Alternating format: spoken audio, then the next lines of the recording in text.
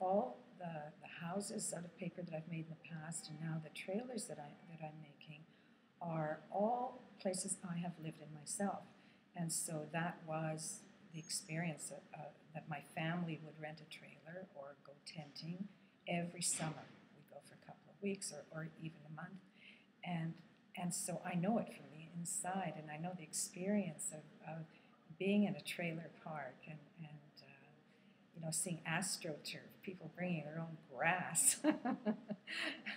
And it's great. I just love it. I love the designs of them. And that's, I remember that part of the entertainment of being in a trailer park is that you walk around in the evenings and you check out everybody's design, and you assess, is that a good design? Is that something that I'd like to try next year? So it's really fun, and it brings together people who in the city would never ever meet.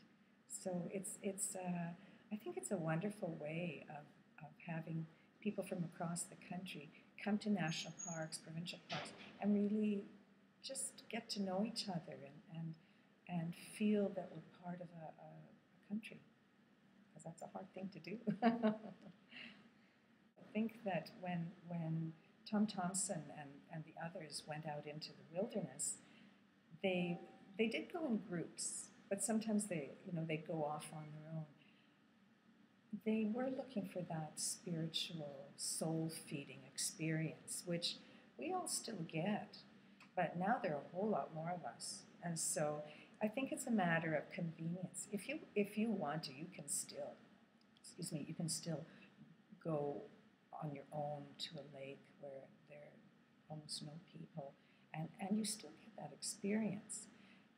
But most people will go to something that has been formalized as a provincial or national park.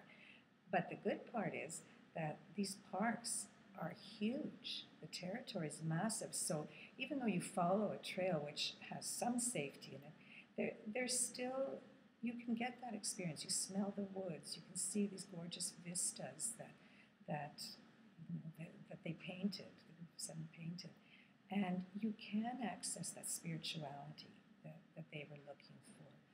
It's just that you also come back at the end of the day and you've got your comfort. So people can choose how they're going to do it.